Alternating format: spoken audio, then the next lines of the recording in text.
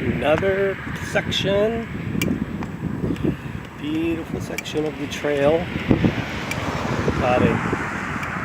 I know I posted this on my sailing site, but part of enjoying sailing is enjoying healthy activities that allow you to sail for a long time because you're healthy.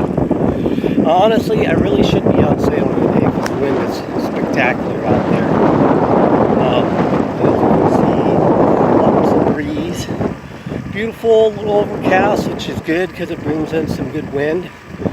But here he is. I'm riding on the Centennial Trail, and as you can see, it's absolutely gorgeous.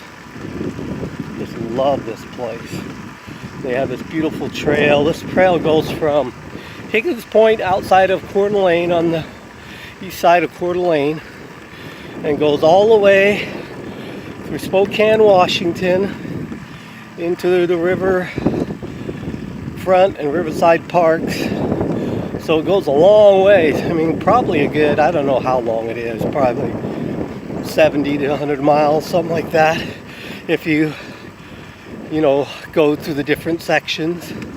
But anyways, that is Lake Coeur d'Alene, and I'm going to end this. I'm going to have to stop my bike and get off to turn this off. All right.